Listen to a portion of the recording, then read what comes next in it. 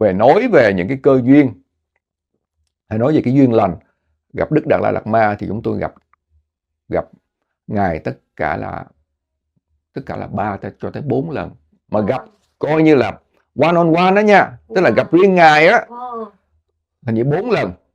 Từ những cái thập niên 70 hay 80 á, là cơ quan tình báo CIA của Mỹ á, họ đã khuyến cáo các vị tổng thống đời trước á, thời đó, 70 thập niên 70 và 80 và cho tới 90 á, là đừng có coi thường Trung Cộng. Tại vì nếu mà quý vị nhìn lại á, Trung Cộng cuối thập niên 70, 80 hay là 90 rất là nghèo. Thì chính vì vậy mà khi mình học mình mới thấy á, là các cơ quan tình báo CIA của Mỹ họ đã khuyến cáo các đời tổng thống trước á, là đừng có coi thường Trung Cộng như là một cái cấp bậc là võ sư, tức là được quyền đó là mở võ đường, tức là mình gọi theo cái tiếng Hán Việt là quyền đai đệ ngũ đẳng á, nhưng mà nói theo cái kiểu mà nó đơn giản là tức là đai đen 5 đẳng á, thì là được lên cái đẳng cấp là võ sư. Thì chúng tôi là phải nói hồi bé thì tập nhiều cái môn võ, tập nhiều cái môn võ judo thì mình cũng lên được đai nâu, rồi tập những cái môn võ khác như là karate, rồi thiếu lâm, một số những môn võ khác chúng tôi học hết á. Nhưng mà cái cuối cùng có thể mình có duyên với cái môn Thái Cực Đạo, tức là cái môn Taekwondo. Thì cả hai tôn giáo đều chúng ta thấy được thêm cái nét tương đồng nữa là cái niềm tin. Tức là nếu mà quý vị mà Công giáo thì cái câu khá nổi tiếng trong Công giáo là phúc cho những ai không thấy mà tin. Đúng không? Câu này khá nổi tiếng là phúc cho những ai không thấy mà tin. Còn bên Phật giáo á, thì cái niềm tin vào cái vô thường. Phi chào mừng quý vị đến với chương trình Phoebe Channel, trong chương trình trò chuyện với người nổi tiếng. Thưa quý vị, nhân vật hôm nay khách mời rất là đặc biệt. Ông là một người rất nổi tiếng trong cộng đồng người Việt hải ngoại của chúng ta. Ông gắn liền với một cái tên đó là Lido Sài Gòn. Thưa quý vị, đó là ông dân biểu tiểu bang California địa hạt 70, ông Trí Tạ. Xin chào ông. Hôm nay chúng tôi rất là vui được gặp Phi cũng như được có cơ hội để mà chia sẻ cái sự phát triển của cái khu vực Lido Sài Gòn, cũng như là một số những cái việc mà chúng tôi đã thực hiện trong thời gian vừa qua. Ông dân biểu Trí Tạ, ông là một người hoạt động làm chính trị trong cộng đồng của chúng ta, nhưng chúng ta chưa từng nghe những câu chuyện đằng sau của ông. Thì ngày hôm nay những cái câu chuyện mà chúng ta chưa từng nghe thì có thể chúng ta sẽ được nghe trong cái podcast ngày hôm nay. Thưa ông Trí Tạ, ngày hôm nay ông có khỏe không ạ? Hôm nay thì rất là khỏe. Hôm nay là ngày Chủ nhật, và ngày mai đó thì ngày mai chúng tôi sáng sớm mai đó là chúng tôi phải ra phi trường để mà bay lên thủ phủ Sacramento, bắt đầu một tuần lễ làm việc. Tức là sáng sớm thứ Hai thì chúng tôi ra phi trường bay lên Sacramento, và tới khoảng chiều thứ Năm thì chúng tôi bay về lại. Như vậy là lịch của ông Trí Tạ là mỗi sáng thứ Hai và chiều thứ Năm bay về lại đây. Dạ đúng, hoàn toàn đúng. Ok, đây là câu hỏi đầu tiên mà Phi muốn dành cho ông dân biểu của chúng ta. Có thể biết rằng là gia đình của ông khi ở Việt Nam là ở đâu ở Việt Nam được không ạ? Và khi mà mình qua Mỹ với diện gì thưa ông? Chúng tôi ở bên Việt Nam là ở tại quận Nhất Sài Gòn, ở gần cái khu chợ Đa Cao, và gần cái khu là có cái khu mà cũng khá là đông đúc, và cái khu chợ Đa Cao là cũng là thuộc quận Nhất Sài Gòn. Và khi mà chúng tôi rời Việt Nam đó, chúng tôi cùng với toàn thể gia đình rời Việt Nam vào đúng 30 tháng 4 năm 1992. Năm 92 rời vào đúng 30 tháng 4 đó. 30 tháng 4 năm 1992. Và chúng tôi đi qua đây theo diện là tị nạn chính trị. Cái lý do là đi theo diện tị nạn chính trị là khi mà phái đoàn Mỹ đó họ phỏng vấn gia đình đó, thì họ mới thấy là cái giấy đi tù cộng sản của ba tôi. Tại vì khi mà vào khoảng thập niên 80 á, khoảng năm 81 82 đó, thì cái người bác ruột của chúng tôi là một cựu trung tá tình báo Việt Nam Cộng Hòa. Thì cái vị bác ruột này chúng tôi đã rời khỏi Việt Nam vào 30 tháng 4 năm 1975. Thì khi ông qua đây đó thì khoảng đầu thập niên 80 đó, thì ông có ông có bảo lãnh cho nguyên gia đình. Nhưng mà khi mà lên phỏng vấn đó thì phái đoàn Mỹ họ thấy cái giấy đi tù của ba tôi, tức là cũng hơn 3 năm. Thì khi mà có cái giấy đi tù á, vì những cái thì họ có phỏng vấn, họ hỏi á, thì họ biết ra đó là ba của tôi đã bị tù cộng sản hơn 3 năm. Thì cộng sản là nó gán vô những cái tội danh là chống cộng, rồi viết sách chống cộng. Thành ra chính vì vậy mà cái phái đoàn của Mỹ họ đã quyết định họ chuyển qua là đi theo cái diện là tị nạn chính trị, chứ không có phải là ODP. Tại khi mà chúng tôi vẫn còn nhớ khi mà họ đóng con dấu vô á, đóng con dấu của Bộ Ngoại giao Hoa Kỳ là refugee, tức là political refugee, tức là tiếng Việt chúng ta gọi là tị nạn chính trị. Dạ thưa ông, cảm ơn ông những thông tin mà cơ bản để giới thiệu chúng ta được biết. Thưa quý vị, thưa ông là những gia đình mà khi đến Mỹ, họ thường chọn những công việc lao động tay chân, điển hình như là nghề nail, nghề tóc, hoặc là cho con em họ đi học nghề, học những cái ngành như là luật sư, bác sĩ, kỹ sư đó. Nhưng tại sao ông lại chọn con đường vào học ngành chính trị? Và đó có phải là định hướng của gia đình của mình cho ông không thưa ông? Thật ra ba má của chúng tôi đều là nhà giáo hết. Ba của chúng tôi là cũng viết sách, rồi mẹ của chúng tôi đó là trước năm 75 à, cũng hành nghề dạy học. Tức là khi mà bà mới vừa tốt nghiệp đại học Văn Khoa Sài Gòn á, vào khoảng có thể là thập niên 60 70 đó, thì bà đã dạy những trường trung học như là Xuân Nguyệt Anh, rồi Văn hóa quân đội. Văn hóa quân đội tức là dạy cho con cái của những sĩ quan Việt Nam Cộng Hòa đó, để mà vào học. Rồi khoảng chừng hơn 4 năm sau đó thì bà đã dạy tại Hội Việt Mỹ. Tức là bà dạy Hội Việt Mỹ là bà dạy cho các sĩ quan Mỹ nói tiếng Việt, cũng như là các sĩ quan Việt Nam Cộng Hòa nói tiếng Anh. Thì bà dạy cho Hội Việt Mỹ cũng khoảng chừng 4 năm cuối, trước ngày 30 tháng 4 năm 1975. Thì khi chúng tôi qua tới Mỹ, chúng tôi cũng đã 19 tuổi rồi. Thì với cái tuổi đó thì phải nói cái tuổi nó khá lỡ cỡ, tại mình học xong trung học bên Việt Nam rồi. Thì khi qua đây thì cái lý do mà ba mẹ tôi mới quyết định là dù muốn dù không thì cũng phải rời khỏi Việt Nam, cũng phải qua Mỹ. Thì vào những tháng đầu mà mới qua Mỹ đó, thì ba mẹ tôi đều khuyến khích là tôi và chị lớn đó phải cố gắng để học đại học, chứ không có tại vì ba mẹ tôi có chia sẻ rằng cái thế hệ của ba mẹ là đã cố gắng hy sinh để thế hệ con cái đó phải qua được Mỹ thì phải học. Thành ra chính vì vậy chúng tôi đã cố gắng, chúng tôi học. Thì cái người em gái của tôi đó thì lúc đó là mới có 16 tuổi thôi, thì vô học trung học, một cái trung học gần nhà. Thì cái người chị lớn của tôi và tôi thì vô học cái trường đại học cộng đồng Glendale, tức là hồi trước là ở trên vùng Los Angeles, tại là đi học đại học cộng đồng ở tại cái thành phố Glendale. Thì chúng tôi học được đại học cộng đồng 2 năm. Thì trong 2 năm mà học đại học cộng đồng á, thì khoảng chừng hơn 6 tháng đầu thì chúng tôi quyết định là cái ngành học của mình là Computer Science.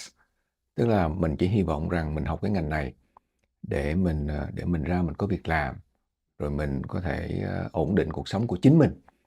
Thì đó, tình cờ trong cái thời gian đó thì chúng tôi cũng học cái lớp Political Science 101. Đó là một cái lớp mà nó là một cái lớp căn bản, một cái lớp chính trị căn bản cho tất cả các học sinh nào, sinh viên nào, nếu mà trước khi mà muốn tốt nghiệp thì phải học cái lớp đó. Tại cái lớp Political Science 101 là nó dạy về cái hệ thống chính trị của Mỹ, tức là rất là căn bản thôi, phải không? Thì sau cái bài exam, tức là bài kiểm tra đầu tiên đó, Thì lúc đó thì cái vị giáo sư có mời chúng tôi lên cái văn phòng. Thì lúc đó mình cũng lo lắng, mình không biết mình làm cái gì để mà vị giáo sư này phải mời mình lên văn phòng. Thì thôi mình cũng lên. Thì hóa ra là cái bài kiểm tra đầu tiên của mình làm rất là tốt. Dạ. Mình là trong một số ít những cái người sinh viên mà đạt cái điểm cao nhất. Wow. Thì cái vị giáo sư này cho biết rằng mình có cái khiếu về cái này. Dạ. Mình có cái khiếu về môn học này thì mình nên theo học. Thì cái lúc đó thì mình thấy rằng thật ra mình không có còn một cái con đường nào khác. Bây giờ mình không học về cái ngành về political science, tức là cái ngành chính trị học á, thì mình không biết cái ngành nào mình học được. Thì thôi mình học. Thì phải nói là từ khi mình quyết định mình đổi qua học về cái ngành chính trị đó, thì nó dễ lắm. Mặc dù Phi cũng biết á, là với cái tuổi 19 tuổi mà qua Mỹ á, là lớn rồi nha. Lớn rồi. Thì mình nhớ là trong vòng 6 tháng 1 năm đầu á, mình phải học ESL á. ESL ở cái trường đại học cộng đồng á, cũng là phải thi, rồi mình cũng được cái lớp là cao nhất của cái lớp ESL. Rồi mình phải học cái lớp đó để mình đậu luôn. Rồi khi mà học vô cái ngành chính trị đó thì là toàn đọc sách không à. Toàn đọc sách và toàn viết bài không à. Chứ không có làm multiple choice, không có dụng mà đánh ABCD, không có làm cái đó. Không có học giống như môn khác. Và khi mà mình transfer lên, tức là mình học 2 năm ở tại Đại học Cộng đồng và sau đó thì transfer lên Đại học cao su LA đó, thì những cái lớp học của mình hồi đó đó, vào cái đầu thập niên 90 á, thì Phi nhớ lại cái thời đó là chưa có Google, chưa có gì hết, internet không có rồi. Thời đó không có cell phone. Không có cell phone, chúng tôi khẳng định thời đó còn không có cell phone nữa. Nếu mà ai có cell phone là một cái điện thoại cầm tay nó bự như thế này nè. Nó rất là lớn nha. Nó nguyên một cái cục gạch nữa. Còn cái thời đó chúng tôi, lúc đó ở bên Mỹ người ta xài beeper hay là pager. Đúng không? Tức là người ta gắn một cái pager ngay đây nè. Bây giờ hai đứa con gái chúng tôi nó không biết là beeper là cái gì, nó không biết pager là cái gì. Mà cái hồi thời đó thì không có cell phone. Và mấy cái mạng Google, Yahoo nó không có, mà nó có nó cũng không có search được cái gì ra, nó không kiếm được cái gì hết á. Chưa có thông tin gì cả. Thành ra học cái thời đó nó hơi cực một chút. Mà nhờ cực như vậy mà mình nghĩ là mình khá. Là tại vì mình phải đi rất nhiều những cái trường đại học để mình tìm tài liệu. Tại cái ngành của mình là phải tìm tài liệu để mình đọc rất là nhiều. Và một cái lớp học á, khi mà đã vô chuyên ngành rồi đó, thì một cái lớp học á, có 5-6 sinh viên à. Là một cái bàn nhỏ thôi. Rồi 5-6 sinh viên ngồi xung quanh bàn với lại vị giáo sư ngồi giữa để mà giảng bài. Nó như là một cái nhóm học thôi. Như một cái nhóm học, Phi nó hoàn toàn đúng rồi. Khi mà tới cuối khóa thì mình đem cái bài viết mình vô để mình trình bày. Và các sinh viên, các bạn học cùng lớp của mình, người ta sẽ hỏi. Cũng như là cái vị giáo sư người ta sẽ hỏi tại sao mình viết như vậy, tại sao mình lập luận như vậy. Mà đa số lớp chúng tôi học á, khi mà đã vô cái ngành chính trị rồi đó, thì đa số là phải viết những cái bài nghiên cứu và sau cuối khóa mình phải trình bày. Rồi sinh viên hay là cái vị giáo sư đó người ta sẽ hỏi mình là mình viết cái gì và tại sao mình viết những cái chuyện như vậy, tại sao mình lập luận như vậy. Bên Việt Nam bây giờ họ dùng cái từ làm luận án đúng không anh? Thì cũng nó gần như là như vậy. Tức là bên đây thì họ gọi là một cái research paper, tức là một cái bài nghiên cứu. Thì và các vị giáo sư thời đó, chúng tôi không biết thời nay như thế nào, nhưng mà thời đó người ta không cho viết trong lớp. Tại người ta nói đó, các chữ viết của các ông thầy nói từ đầu, các chữ viết sinh viên đó tôi không đọc được. Thà quý vị về, quý vị muốn copy sách, quý vị muốn làm gì làm. Tối cuối khóa đem lên đây. Tại vì cái quan trọng á, là họ xem cái cách mình lập luận, cái cách mình trình bày. Tại vì mình viết thì mình phải nói được ạ. Mình đã viết rồi, tại vì mình đã viết những cái gì ở trong giấy rồi mình nộp lên. Thì cái ngày đó mình phải trình bày. Thì người ta biết là mình có kiến thức hay không. Thành ra bên Mỹ nó dạy rất là hay nha. Nó dạy rất là hay. Thành ra và cái thời đó đó, chúng tôi không biết bây giờ như thế nào. Nhưng mà cái thời đó đó là chúng tôi là cái người sinh viên châu Á duy nhất. Anh là người, xin lỗi. Là châu Á chứ đừng có nói chi Việt Nam. Đừng có nhắc tới Việt Nam. một cái người sinh viên Mỹ mà gốc Á duy nhất vào cái thời điểm đó. Bây giờ thì có thể nó khác rồi. Vào thời điểm đó mình học xung quanh mình là người Mỹ và những sắc dân khác, tức là những sinh viên người Mỹ. Anh có nghĩ là tại sao không? Mình nghĩ là cái thời đó đó, sinh viên Á Châu hay sinh viên Việt Nam người ta chưa có quan tâm nhiều về cái ngành chính trị. Đa số bạn bè Việt Nam của chúng tôi á, cái thời đó đó, bởi vì cái thời đó mình không có nhiều bạn sinh viên là gốc Việt.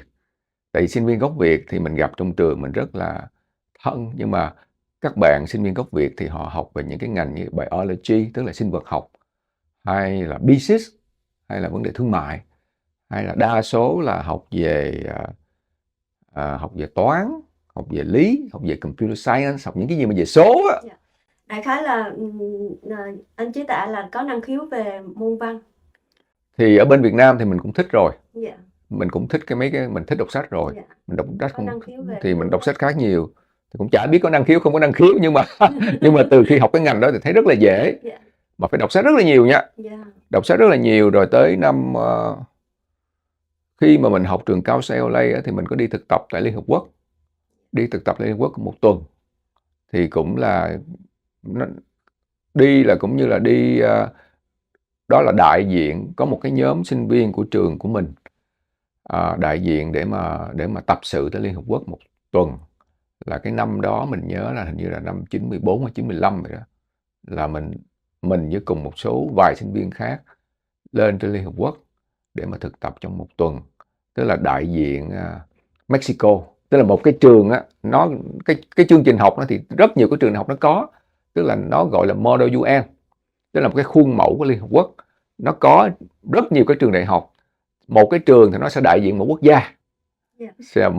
Một cái năm thì có thể nó gửi một vài sinh viên học về ngành chính trị lên Liên Hợp Quốc để là đại diện cái trường đó, là đại diện là một cái quốc gia đó. Rồi những cái trường khác để mà bỏ phiếu, nó làm rất là giống như Liên Hợp Quốc họp. Thì cái năm đó chúng tôi nhớ là chúng tôi cũng hình như năm 94 hoặc 95 gì đó, mình không nhớ rõ, nhưng mà mình cũng có cùng với khoảng chừng 3-4 sinh viên. Cho em hỏi, tức là nó giống như là mình đi tập sự. Đúng rồi, mà đi tập sự rồi mình cũng viết, mình cũng nghiên cứu về nghị quyết này, nghị quyết kia, rồi cũng lên cũng bỏ phiếu nha.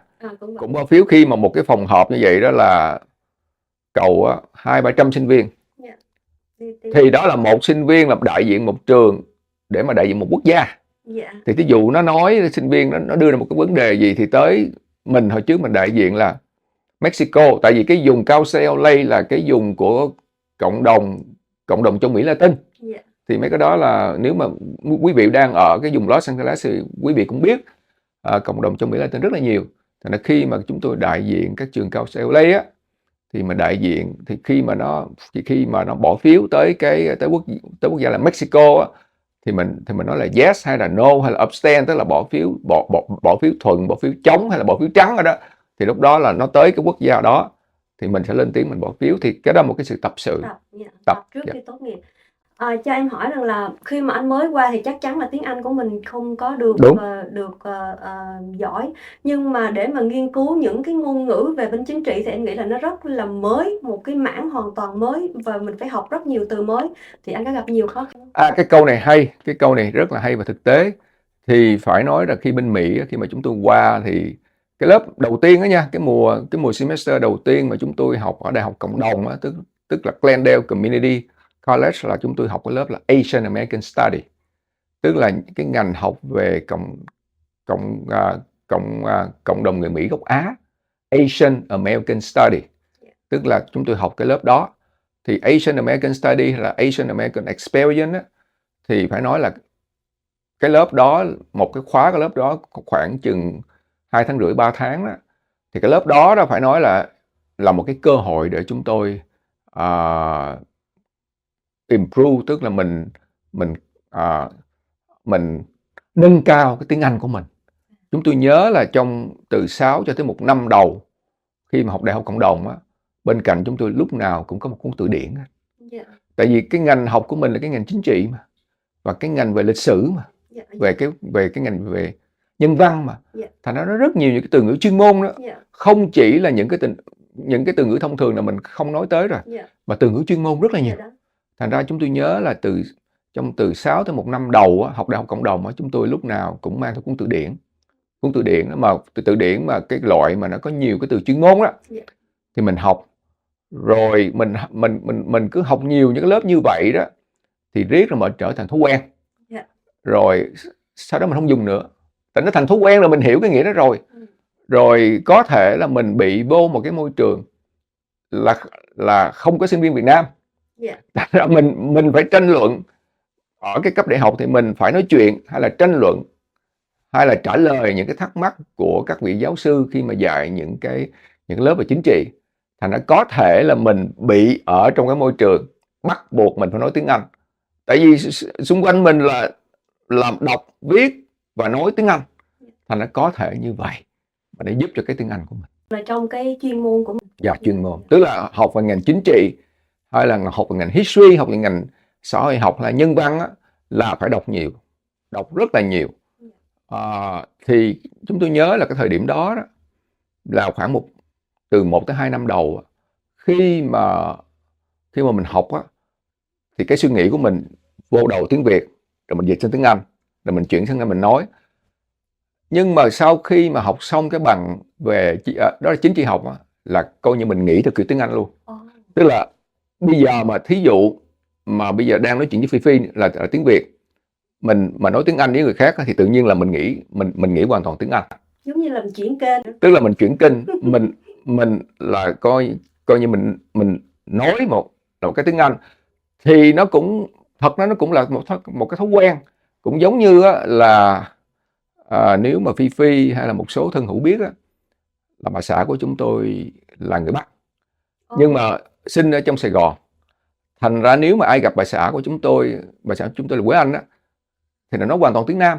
Nhưng mà khi bà xã chúng tôi mà nói chuyện với chị em trong nhà đó, thì tự nhiên đổi qua giọng Bắc liền, chuyển kênh liền. Thành ra là tôi thấy cái đó là một cái chuyện nó theo thói quen.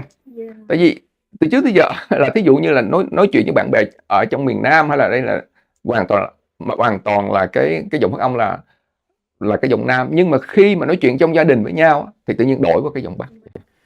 Em thì em chưa có nghe ai nói giọng Bắc mà chuyển kiểu đó, nhưng mà bạn bè em người Huế thì họ chuyển kiểu rất là nhiều. Tại vì cái giọng Huế dường như là họ nói cái giọng Nam nó dễ hơn người Bắc. Lần đầu tiên em nghe người Bắc mà nói tiếng Nam, nói với mình là nói giọng hoàn toàn giống như mình, quay qua một cái là chuyển sang giọng Huế. Chỉ y như chị kênh vậy, nó vui lắm. Em chỉ thấy người Huế thôi, em chưa thấy người Bắc. Thì lúc nãy anh có nói rằng là khi mà anh học anh có năng khiếu về bên chính trị khi mà anh học á, nó làm cho em nhớ câu chuyện ngày trước em ở Việt Nam cũng như vậy. Thì thưa quý vị là Phi sinh sau năm 75, cho nên Phi cũng đi học trong cái chế độ mới này. Thì khi mà em đi học trong ngành sư phạm của em á, thì cũng có những cái lớp căn bản là phải học chính trị. Và dường như em cũng có năng khiếu về chính trị giống như anh Trí như vậy quý vị. Thì học thì mình cứ chăm chú, mình lắng nghe và mình học, mình trả lời, mình phát biểu. Mình không biết là mình có năng khiếu về cái đó.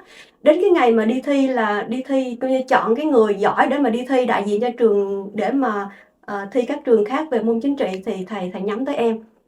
Nhưng mà lúc đó thì em không có muốn đi sâu, thì lúc đó là chọn bạn khác. Tại vì khi mà đi sâu vào nữa thì mình phải nghiên cứu khác hơn nữa. Còn cái này kiểu như là mình có năng khiếu về nó, mình lắng nghe, mình hiểu về nó hơn. Còn những người khác nghe họ không nghe buồn ngủ, còn em nghe em không buồn ngủ. Đúng mà rồi. Em thấy thú vị với những cái phân tích của họ, cái cách, cái lối về chính trị. Cảm ơn một thông tin mới của ông Nhân Biểu của chúng ta quý vị. Thì quay trở lại là trong cộng đồng người Việt hải ngoại, đặc biệt là ở ngay khu Cô Sa này, họ gọi ông Dân Biểu của chúng ta là đứa con cưng của cộng đồng. Thì cái điều đó, cái danh từ đó, nó có gây áp lực cho cái sự nghiệp của mình hay không? cái phải nói là Phi hỏi những cái câu hỏi mà nó đi sát thực tế, mà nó cũng không dễ trả lời. Thì phải nói rằng chúng tôi xin phép để mà chia sẻ cả một cái quá trình hoạt động đó. Thì khi mà năm 98 chúng tôi nhớ là năm 98 đó, thì chúng tôi có cái cơ hội để mà quen với bà xã, lúc đó là Quế Anh. Thì lúc đó bà xã, lúc đó là Quế Anh mới vừa tốt nghiệp đại học UCI với cái ngành là biology, tức là với cái ngành là sinh vật học. Thì khi mà mới vừa quen với Quế Anh thì Quế Anh có rủ chúng tôi vào vô sinh hoạt trong Tổng hội sinh viên miền Nam California. Thì cái lúc đó đó thì mình cũng sinh hoạt. Thì khi sinh hoạt vô đó thì các anh em trong Tổng hội sinh viên thời đó đó, người ta có giao cái trọng trách là hai vợ chồng Đức Trí và Quế Anh sẽ là biên tập viên của cái tạp chí Non Sông. Hồi trước thì họ có một cái tạp chí đại diện cho Tổng hội sinh viên là tạp chí Non Sông.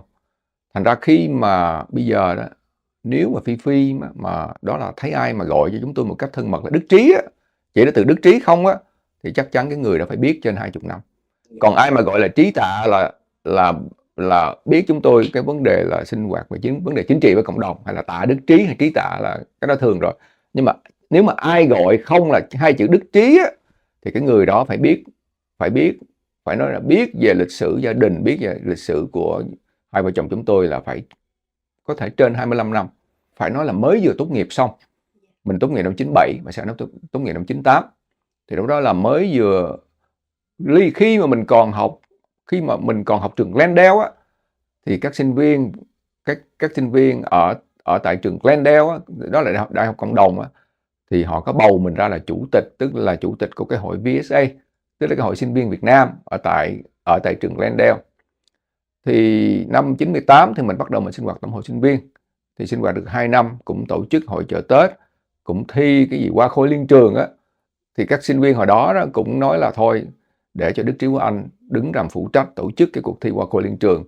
Mà cái thời điểm đó đó phải nói đó là không có nhiều cái phương tiện hiện nay như là các sinh viên hiện nay. Lúc đó là hai vợ chồng nó cũng chưa có cưới nhau, cũng là bạn trai bạn gái thôi. Thì phải nói là mình cũng hăng say, nhưng mà phải nói là cái phương tiện nó cũng rất là eo hẹp. Là mình phải đi xin quảng cáo, là tự mình phải xin, là tại Tổng hội sinh viên họ đã giao cho hai vợ chồng cái trọng trách là đứng ra tổ chức qua khối liên trường. Thì qua khối liên trường đó, rồi phải mời gọi các bạn bè của mình đi thi. Tại vì cũng đâu có điều kiện để mà quảng cáo nhiều. Tức là thi người đẹp á. Thì một trong những cái ca sĩ nổi tiếng đó, là cũng là cái rất là thân với tụi mình vào thời đó đó, là ca sĩ Như Loan á. Thì cái thời đó đó là cũng là đi thi cái thời mà tụi mình tổ chức qua khối liên trường á, thì hình như là Như Loan cũng được giải là Á Khôi 1 gì đó cái thời đó đó. Thì thì cái thời đó cũng ra tổ chức các trại hè, rồi cũng là phụ các anh em tổ chức ra hội chợ Tết. Thành ra mình cũng có 2 năm sinh hoạt trong Tổng hội sinh viên. Thì sau khi mà sinh hoạt trong Tổng hội sinh viên tới năm khoảng tới giữa năm 2000 á, thì hai vợ chồng mà lúc đó cuối năm 2000 chứ, thì hai vợ chồng mình lúc đó quyết định là thôi chắc bây giờ tụi mình phải lo làm đám cưới rồi, để mà lo cho cuộc sống riêng rồi. Cũng khoảng 2-3 năm sau. Đúng rồi, cũng khoảng gần 3 năm sau. Thì lúc đó mình nghĩ là chắc lúc đó là cũng phải thôi, cũng phải lo chuyện gia đình. Thì lúc đó hai vợ chồng mới quyết định là làm đám cưới. Thì làm đám cưới năm 2001. Thì sau khi mà làm đám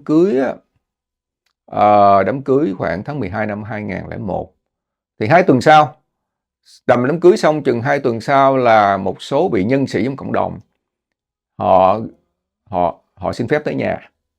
Thì thôi mình cũng tới nhà, mình tưởng là tới về nói mấy chuyện cộng đồng cho vui thôi.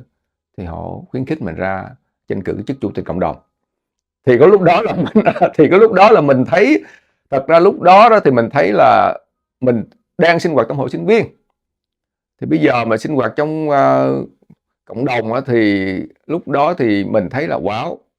Lúc đó thì mình mới vừa cưới vợ, thì mình cũng không biết là có đủ thì giờ hay không. Thì họ cũng các nhân sĩ trong cộng đồng, các thành viên cộng đồng, họ cũng mời gọi, cũng là 2 lần đó, 2 lần tới nhà rồi mời gọi, rồi cũng kêu nộp đơn. Nhưng mà mình cũng không có quyết định, tại lúc đó mình muốn là mình có cái đời sống gia đình. Thì cuối cùng họ thực hiện cái việc rất là chiến lược mà mình phải chấp nhận. Là họ nói chuyện với ba vợ mình. Ba vợ là hồi đó, là trước 75 là ông là trung tá theo quân lục chiến. Rồi tới cái thời điểm đó là ông cũng là chủ tịch của Liên hội cựu chiến sĩ ở đây nè. Thành ra khi mà họ có nhờ tới ba vợ, thì khi mà ba vợ hỏi mình thì mình phải say yes rồi. Phải say yes rồi.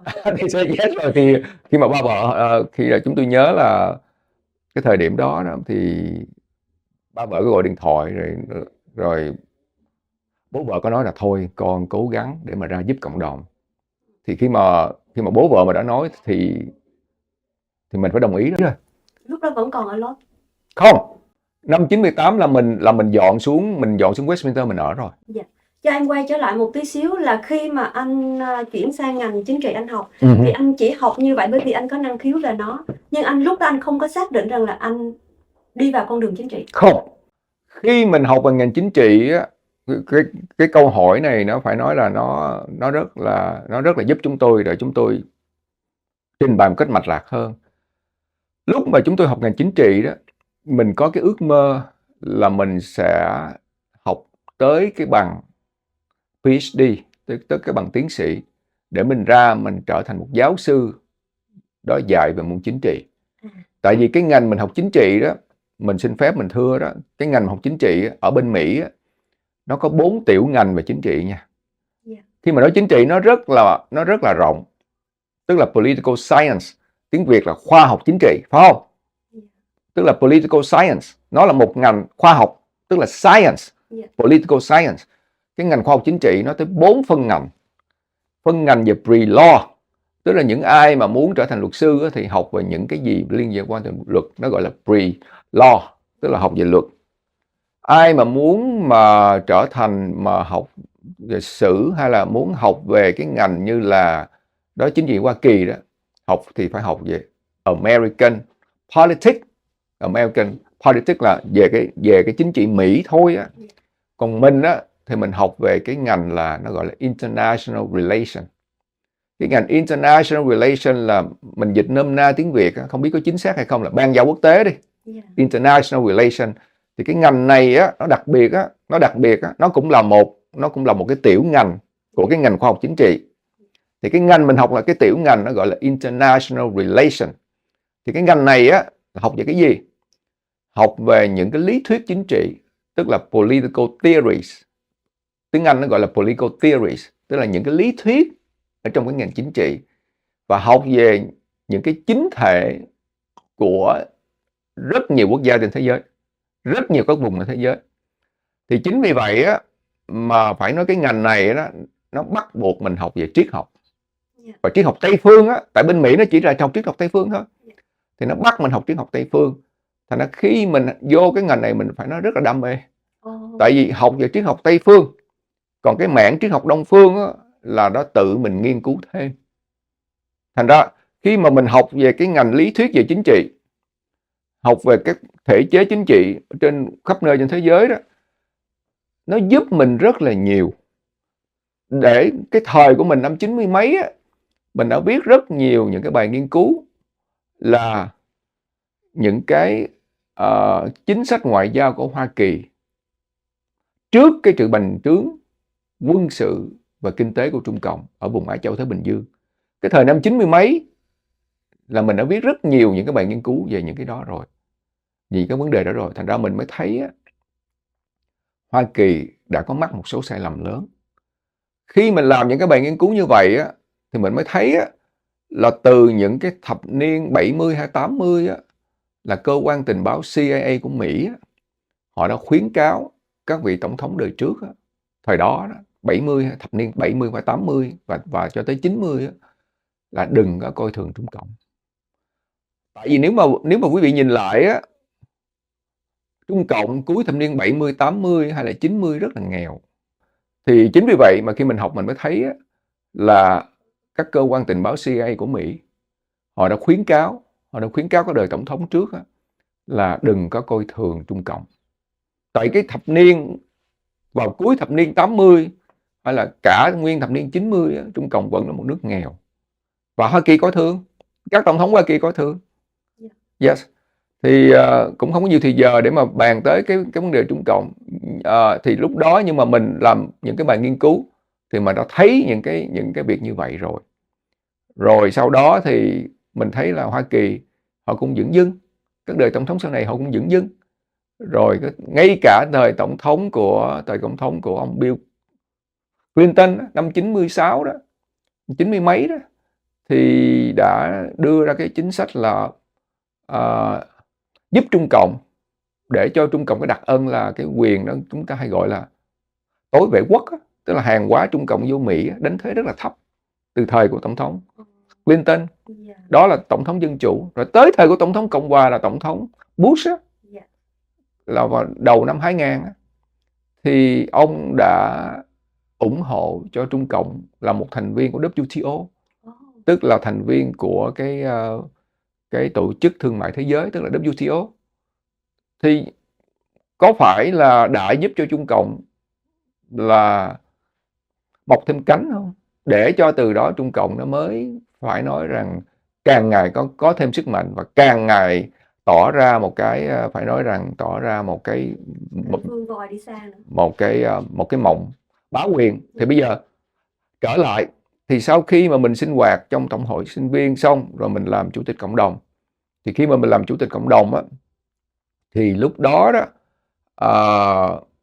ban đại diện cộng đồng mình không có văn phòng, cũng không có tài chánh, nhưng mà sau 3 năm á, khi mình bàn giao lại á, cho cái người chủ tịch cộng đồng kế tiếp á, thì mình bàn giao lại văn phòng và mình bàn giao lại cái ngân quỹ cho cái người chủ tịch kế tiếp. Khi mình nhận làm chủ tịch cộng đồng á, là cái lúc đó đó cộng đồng không có ngân quỹ, không có văn phòng, và sau 3 năm mình bàn giao lại có văn phòng, có bàn ghế, có computer làm việc và có ngân quỹ. Như vậy anh cũng là một chủ tịch cộng đồng người Việt đầu tiên. Không, mình không phải là người chủ tịch cộng đồng trong cộng đồng Việt Nam đầu tiên. Đầu tiên là phải nói là năm 90, hình như là cố thiếu tướng Trần Văn Nhật vào năm 90, còn lúc mình làm chủ tịch cộng đồng vào năm 2002, là cũng là mười mấy năm sau. Thành ra là, nhưng mà có thể nói là cái thời mà làm chủ tịch cộng đồng, có thể mình là chủ tịch cộng đồng trẻ nhất đi. Rồi đến khi làm thị trưởng cũng là vị thị trưởng thành phố Westminster, cũng là người trẻ nhất và đầu tiên. Thị trưởng gốc Việt đầu tiên tại Mỹ. Còn mình không nghĩ mình trẻ nhất, tại cái năm nó cũng 39 tuổi rồi. Dạ, thì quay trở lại rằng là cái việc mà cộng đồng ở đây yêu thương cái quá trình làm việc của ông tại đây á, vẫn gọi ông là con cưng của cộng đồng, thì cái điều đó ông có thấy hài lòng hay không, và có tạo vô tình nó trở thành một cái áp lực của mình trong cái sự nghiệp hay không? Cái đó là thứ nhất là chúng tôi rất là biết ơn cộng đồng, mình phải nói mình rất là biết ơn cộng đồng. Rồi khi mình trở thành thị trưởng gốc Việt đầu tiên vào năm 2012 đó, cái ngày mà mình tuyên thệ mà trở thành thị trưởng thành phố Westminster đó, cái ngày đó không thể quên được. Nó rất là dễ nhớ lắm. Nó như thế nào thưa? Ngày 12 tháng 12 năm 2012. Thì làm sao mà mình quên được? Đúng không? Cái ngày 12 tháng 12 năm 2012, tức là 12. Rất là dễ nhớ. Rất là dễ nhớ. Thì khi mà chúng tôi là trở thành mà với cái vị thị trưởng gốc Việt đầu tiên á, thì phải nói đó nha, là khi mà cái đêm mà mình thắng cử vào ngày 7 tháng 11 á, năm 2012 á, 2012 đó, tháng 11, khi mà ngày 7 tháng 11 năm 2012 đó, khi mà có kết quả thắng cử á, thì phải nói là 2 tuần sau đó mình không dám đụng tới cái cell phone của mình. Tại sao thưa ông? Tại vì nó reng liên tục. Ai gọi? Tức là báo chí khắp nơi tại Mỹ, BBC, VOA, Economist. Wow. Cái tờ báo, tạp chí Economist là cái tờ báo mà nó là thế giới đó nha. Và cái tờ báo đó, rồi có rất nhiều những tờ báo lớn, LA Times với OC Racer thì nó cũng liên tục. Rồi tất cả rất nhiều tờ báo trên thế giới, người ta gọi vô, người ta đòi phỏng vấn, cũng như là bạn bè thân hữu, rồi cộng đồng khắp nơi, rồi người ta gọi vô để người ta chúc mừng. Tức là cái phone nó reng liên tục, rồi mình đợi khi mà tối khuya đó, nó ngưng chút đó, thì mình bắt phone lên, mình ghi lại cái số người ta gọi để mình gọi lên mình cảm ơn. Tức là trong khoảng chừng 2 tuần đầu á, là cái phone gọi liên tục. Nhưng mà ông nghĩ là tại sao là cái sự kiện đó đã gây chú ý lớn đến những tờ báo lớn trên thế giới như vậy? Tại vì từ trước tới giờ đó, mình chưa có thị trưởng gốc Việt đầu tiên. Lúc đó mình đã có dân biểu, là dân biểu Trần Thái Văn ở tại California, cũng như dân biểu Bích Võ ở tại Texas là từ năm 2004 rồi. 2004 là mình đã có 2 vị dân biểu ở cái cấp tiểu bang rồi. Nhưng mà vẫn chưa có ai là thị trưởng gốc Việt mà do cử tri bầu trực tiếp á, là chưa có. Yes. Thành ra chính vì vậy mà cộng đồng khắp nơi, cộng đồng tại hải ngoại, người ta viết, người ta phỏng vấn, rồi người ta chúc mừng. Thành ra cái đó mình nói là mình rất là biết ơn. Nhưng mà bên cạnh cái sự biết ơn đó thì mình hiểu rằng mình có những cái trọng trách. Mình có cái trọng trách là mình phải phục vụ, mình phải nói là mình phải cố gắng mình phục vụ trong cái lòng biết ơn và cái sự kiên nhẫn. Phải nói là phải dùng cái chữ là kham nhẫn luôn á. Nhưng mà bây giờ mình nghĩ lại á, trong 20 mấy năm mình sinh hoạt cộng đồng á, thì bây giờ mình phải nghĩ lại á, mình phải cảm ơn cộng đồng ở cái điểm này. Đó là cái môi trường để mà mình tập luyện cái sự kham nhẫn. Những điều mà ông gọi là kham nhẫn đó, ông có thể nêu ra một vài sự việc được không? Rất nhiều. Tại vì khi mà mình làm từ chủ tịch cộng đồng cho tới nghị viên, cho tới thị trưởng và ngay bây giờ là cho tới dân biểu đi, thì mình phải cố gắng mình tập cho cái tâm của mình nó phải bình lặng một chút. Nó không có được sóng gió nhiều quá. Có thể ở ngoài sóng gió vô người mình, nhưng mà cái tâm mình phải bình trước. Điều đó có nghĩa là làm sao? Có rất nhiều những cái chuyện vui nó xảy ra đến với mình phải tập luôn. Mình không vui. Còn những cái chuyện mà nó đau khổ, mình phải tập luôn. Không buồn. Hay là vui thì vui một tí thôi, buồn thì buồn một chút thôi. Cái đó là cái môi trường để tập. Thành ra phải nói là 20 mấy năm qua mà sinh hoạt cộng đồng, phải nói là chúng tôi phải nói là chúng tôi cảm ơn trời và cảm ơn cộng đồng. Không có cái môi trường tu tập nào mà tuyệt vời như cái môi trường của chúng tôi đang sinh hoạt. Là một cái môi trường mà tập phải nói là kham nhẫn tới tận cùng. Chúng tôi dùng chữ tận cùng. Người ta khen mình cũng đừng có vui quá. Người ta chửi mình, người ta sỉ nhục mình, người ta tố cáo mình, người ta phỉ báng mình. Đến độ vậy luôn hả? Thì đừng có buồn quá. Đến độ vậy luôn. Nó còn hơn vậy nữa. Nhưng mà mình xem mọi chuyện đó là bình thường, vô thường. Những cái hạnh đó thì mình nghe đâu đó có hình ảnh của Sư Minh Tuệ, đúng không quý vị? Kham nhẫn đến tận cùng luôn. Nó gần như vậy, phải nói rằng là rất là đặc biệt ha. Những cái đức tính đó ngày hôm nay chúng ta mới được biết. Chắc là Phi thấy rằng là cứ mỗi lần mà tới mùa bầu cử là Phi thấy là những đối thủ khác là cứ nói đối thủ của mình là những cái điều xấu. Đó là chắc là cái mùa mà ông kham nhẫn nhiều nhất, đúng không?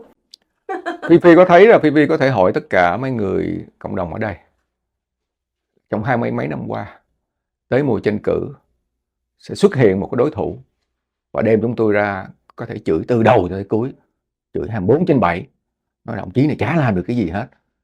Nhưng mà Phi chưa bao giờ thấy chúng tôi phản ứng. Dạ vậy. Và Phi có thể hỏi tất cả cộng đồng ở đây. Và phải nói 20 mấy năm qua, từ lúc chúng tôi làm chủ tịch cộng đồng, chúng tôi chưa bao giờ lên bất cứ đài nào hay là có một cái diễn đàn công luận nào mà chúng tôi phê phán bất cứ ai. Chưa bao giờ phê phán bất cứ ai.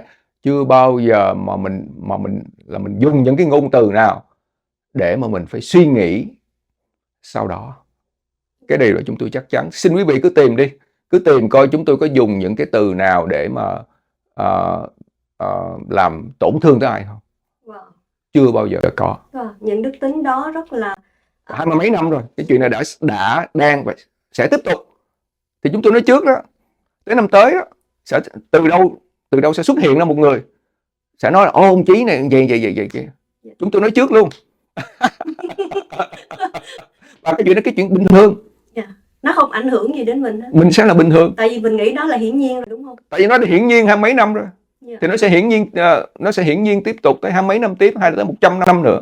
Nhưng mà khi mình nghe những cái điều oan đến với mình như vậy, mình có cảm thấy buồn hay là cảm thấy lo, hay là nó sẽ ảnh hưởng đến cái việc tranh cử của mình hay không? Có thể là mình sinh hoạt cộng đồng lâu quá mình quen rồi. Mình phải tập cho mình. Bây giờ đó mình có nói mình phải tới một chỗ vắng lặng mình thiền. Thì đó dễ rồi. Nhưng mà mình ở trong cái môi trường của mình á, mình tập thiền á mà mình chiến thắng chính mình á. Và Đức Phật cũng nói đó, chiến thắng vạn quân không bằng chiến thắng chính mình. Thì có phải cái môi trường của mình bây giờ đó là một cái môi trường á, nếu mình kham nhẫn được á, thì mình mới đạt được không? Chứ bây giờ mình ngồi trong một góc, mình ngồi trong góc phòng rồi mình tắt đèn, rồi để nhạc êm dịu rồi mình thiền, thì cái chuyện đó dễ rồi, ai làm có thể cũng được hết. Nhưng mà trong cái môi trường của mình, mà khi mà người ta sao? Khi mà người ta giận dữ, người ta thoá mạ mình, người ta đặt điều, rồi người ta sỉ vả mình, người ta hạ nhục mình, người ta đem gia đình mình ra, rồi người ta sỉ nhả, rồi người ta bịa chuyện, mà mình vẫn xem bình thường, mà mình vẫn nghĩ là thôi cái chuyện này là những cái chuyện nó phải có trong cuộc đời con người. Thì nếu mà mình nghĩ vậy được thì cái tâm mình tự nhiên nó lắng xuống, nó bình lại. Mà khi mà mình bình tâm á, thì là mình không suy nghĩ tới là sao? Mình không có dấy vô cái nghiệp đó nữa. Có cái chữ nghiệp trong đó sư? Thì nếu mà Phi mà đó nghiên cứu về Phật giáo đi, thì trong Phật giáo á, không có định nghiệp mà là bất định nghiệp. Khi mà định nghiệp là tức là cái nghiệp là nó đã fix rồi, cái nghiệp là nó như vậy rồi. Không. Các tu sĩ, tất cả các tôn giáo nào, tu là cái gì? Là chuyển nghiệp. Tức là bất định nghiệp. Chứ không phải là định nghiệp nha. Khi mà định nghiệp là cái số mình ra là như vậy rồi. Không phải. Đó là triết học Phật giáo viết rất là rõ, bất định nghiệp. Như vậy rằng là những gì mà ông chia sẻ giống như là một cái môi trường để cho mình tu tập. Tuy là đó là con đường chính trị, nhưng mà dường như ở đó có hình dáng của một vị tu sĩ thực hành của Pháp Phật, mà để cho mình kham nhẫn mà mình vượt qua những cái sóng gió đến với mình, và qua đó mình luyện được cái sự kham nhẫn, mình mới thành tựu được. Và đó cũng là một cái môi trường, một cơ hội để mình tu tập, đúng không? Không có nghĩa rằng là tu là phải vào chùa, tu là phải đóng cửa ngồi thiền một mình, mà tu là phải tu chợ. Đây cũng là một hình thức tu chợ của các vị tu sĩ, thưa ông. Cái đó thì mình đồng ý Phi. Mình thì mình thưa thật á, là mình cũng không dám mình là cái hạnh gì hết. Mình cũng chả là cái hạnh gì cả. Tại vì đó là Phi nói thôi, chứ còn những cái gì mà anh Trí nói thì rất là khiêm tốn, đúng không thưa quý vị? Vậy thì rằng là cho Phi hỏi rằng là trong cái sự nghiệp chính trị của mình, cái thành tựu nào mà ông ấn tượng nhất, và sắp tới sẽ có những cái dự luật nào mà ông đề lên trên các tiểu bang nữa không thưa ông? Có rất nhiều những cái việc làm mà mình thấy là mình phải nói rằng mình nói là mình được cái ơn phước đi, ơn phước của Chúa, ơn phước của Phật đi, để mình có thể thực hiện một số việc. Và phải nói rằng mình có được cái sự tương đối là mình bình thản tới ngày hôm nay đó, mình phải cảm ơn. Phải nói rằng cảm ơn hai người. Cái người thứ nhất là mẹ mình, cái người thứ hai là vợ mình. Tại vì hồi lúc mình còn bé đó, thì khi mình sống gia đình đó, cái tình thương của mẹ mình là lúc nào là cũng cho mình hiểu là phải có sự khiêm tốn, phải có sự nhẹ nhàng ở tất cả mọi người. Rồi khi mà mình gặp vợ mình á, thì vợ mình một lần nữa đó, luôn phải nói rằng phải khiêm tốn tới tận cùng, chứ không có được mà. Thành ra khi mà mình may mắn mình được là tiếng nói của cộng đồng, tiếng nói của cư dân á, thì mình thấy đó, cái đó là cái phước phần của mình. Mà khi mình có những cái ơn phước như vậy á, thì mình phải thực hiện cái việc, tức là mình phải trả cái ơn phước đó bằng cái cách là mình phục vụ. Tại vì đó, Phi thấy một cái đời người á, khi mà nó đi rất là nhanh, mà khi mình vẫn còn sức khỏe đi, mình không bao giờ nghĩ là cái ngày cuối đời của mình đó nha. Đa số mọi người nghĩ tôi khỏe, không nghĩ tới là cái ngày nào, cái hơi thở cuối cùng của mình, và tạo nghiệp. Không ai nghĩ là mình đâu khỏe lắm, sức mấy mà cái đó ngày mai tôi ra đi, hay bây giờ đó để dù cho mình với Phi, thí dụ bây giờ đó tụi mình mà đó là 80-90 tuổi đi, mình cũng nghĩ là mình không nghĩ tới ngày mình ra đi, tại thí dụ mình còn sức khỏe đi. Nhưng mà cái nghiệp, cái quả, cái phước, cái phần là nó đi theo mình. Và những cái việc đó là cũng là do mình tạo ra. Thành ra khi mà phải nói rằng hai người phụ nữ mà quan trọng, phải nói là quan trọng nhất trong cuộc đời của chúng tôi là người mẹ cũng như người vợ. Tại hai người này lúc nào cũng là khuyên chúng tôi nên khiêm tốn, nên kham nhẫn, nên giúp đỡ người này người kia. Thành ra có thể mình may mắn mình ở trong cái môi trường Rồi lúc sau này đó là bản thân mình đam mê về triết học. Chúng tôi phải nói là triết học và triết học. Thành ra chúng tôi nghiên cứu rất nhiều tôn giáo. Khi mà mình nghiên cứu về triết học thì mình thấy nó vô thường, nó không có cái gì cả. Mà con người làm quan trọng quá. Tất cả, quan trọng quá tới tất cả. Và cứ nghĩ rằng là mình là số 1. Mình là hơn người ta và mình tự cho mình một cái quyền phán xét. Chẳng hạn như là trong một cái video mà Phi phỏng vấn về anh, thì có người nói rằng là giống như là cảnh cáo vậy đó, coi chừng đó, coi chừng không được này kia, rồi giống như là cứ cho mình là kẻ bề trên không, mà không biết là những vị đó đã làm được gì cho cộng đồng, hoặc ít nhất là làm được gì cho gia đình nữa. Yeah. Cho nên là cứ vô tư và tạo nghiệp, đến một ngày nào đó mà sức khỏe không còn và hơi thở thì bắt đầu thoi thóp, thì nghiệp nó đến, thì lúc đó làm gì đây? Thì nên cẩn thận ngay từ bây giờ. Dạ. Trong vừa rồi Phi có nhắc tới là một video mà Phi đã từng phỏng vấn ông Chí Tạ, thưa quý vị. Thì trong video đó Phi có hỏi rằng là nội dung của bức thư về tăng đoàn Sư Minh Tuệ, tăng đoàn Ngài Minh Tuệ gửi đến Đại sứ quán Sri Lanka tại Hoa Kỳ. Và qua đó là Phi thấy rằng là những cái nền tảng căn bản Phật Pháp của ông Chí Tạ rất là sâu sắc. Và Phi được biết rằng là ông học triết học, tức là khi mà học về triết học thì những các tôn giáo khác mình học hiểu hết. Thì như vậy rằng là Phi xin mở rộng một chút xíu, đây là đối với Phi thì các vị bề trên Phi đều kính, Phật Chúa Phi đều quý kính hết, cho nên là quý vị tránh nhạy cảm ở cái chỗ này. Có người nói rằng là ông Dông Biểu Trí Tạ của chúng ta là đạo Phật, có người nói rằng ông là đạo Công giáo, thì Phi không biết là nguyên thủy tôn giáo của ông là đạo nào.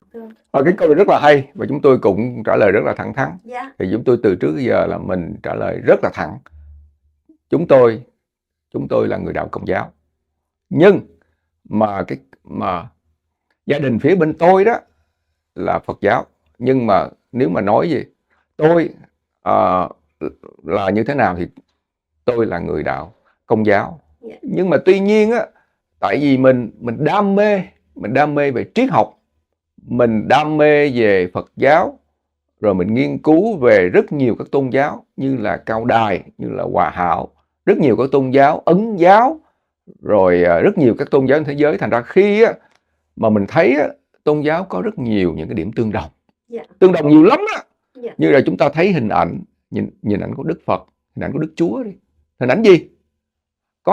Có rất nhiều những cái điểm tương đồng. Thứ nhất là cái gì? Là buông bỏ nè. Yeah. Buông bỏ nè. Khi mà nói tới cái chữ buông bỏ là phải nói Đức Phật và Đức Chúa nè. Yeah. Chúng tôi khẳng định là nhìn vô cái hình ảnh Đức Phật và Đức Chúa là cái gì? Cái sự buông bỏ. Thứ hai là cái gì?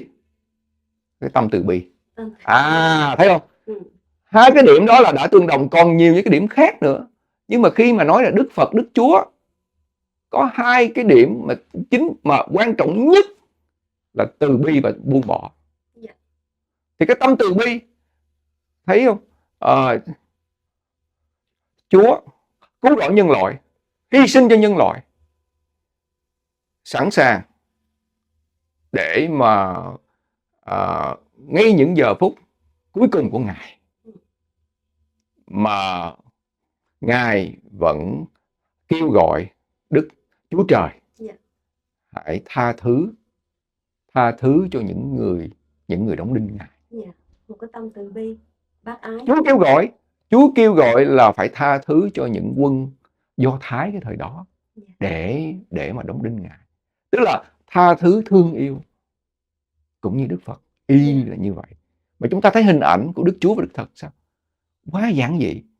Và hình ảnh của Đức Chúa và Đức Phật sao? Đi với người nghèo. Yeah. Đúng không? Yeah. Mình nói cái đó đúng không? Yeah, Phi. Yeah. Đi với người nghèo. Và nếu mà phải nói đó, nhiều khi mà nhắc lại Chúa và Phật á, mình thấy á, Phật xuất thân từ Ấn Độ. Mà thưa quý vị có thể tìm hiểu, Ấn giáo bên Ấn Độ nó chiếm tới 80%, Phật giáo 0.7%. Yeah, một con số thiểu. Ấn giáo bên Ấn Độ hiện nay là 80%. 80% số người theo đạo Hinduism, Hindu là Ấn giáo 80%, số người theo Phật giáo 0.7%. Mặc dù bồ đề đạo tràng những cái thánh tích của Phật giáo bên Ấn Độ, số người theo Phật giáo Ấn Độ là 0.7%. Còn ở bên Do Thái 75% là Do Thái giáo, Thiên Chúa giáo 1.9%. Đó, chúng tôi xin phép đưa ra cho quý vị quê hương của hai vị thánh của hai tôn giáo lớn trên thế giới. Chúng ta được biết là ông hiểu nhiều về các nền tảng, các tôn giáo khác nhau, rất là nhiều. Như vậy là cái nền tôn giáo nào nó ảnh hưởng trực tiếp và nhiều nhất đến con người, đến gia đình, đến sự nghiệp của ông? Phải nói là cả hai tôn giáo. Nói rất là thật. Dạ, ông có nói thật ạ. Cả hai tôn giáo là chúng tôi vẫn thấy cái sự tương đồng, là cái sự buông bỏ, cái sự kham nhận và cái sự khiêm tốn. Tức là tôn giáo nào thưa ông? Cả hai tôn giáo. Tôn giáo nào? Phật giáo và Công giáo. Phật giáo và Thiên Chúa giáo. Đó là cái sự kham nhận, cái sự khiêm tốn. Thì chúng ta và cả hai tôn giáo đều chúng ta thấy được thêm cái nét tương đồng nữa là cái niềm tin. Tức là nếu mà quý vị mà Công giáo thì cái câu khá nổi tiếng trong Công giáo là phúc cho những ai không thấy mà tin. Đúng không? Câu này khá nổi tiếng là phúc cho những ai không thấy mà tin. Còn bên Phật giáo thì cái niềm tin vào cái vô thường, vào cái vô ngã sẽ giúp cho con người đạt được cái sự giải thoát.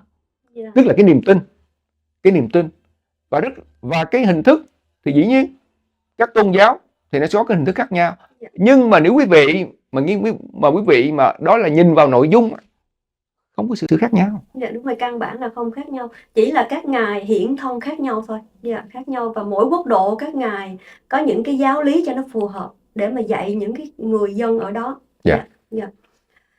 Có một lần Phi được một người bạn rất là thân đã chia sẻ cho Phi hình ảnh của ông Dân Biểu Trí Tạ mặc một bộ đồ võ sĩ màu đen và một vài hình ảnh ông chụp cùng Đức Đạt Lai Lạt Ma. Thì xin ông Dân Biểu Trí Tạ của chúng ta chia sẻ về hai hình ảnh này.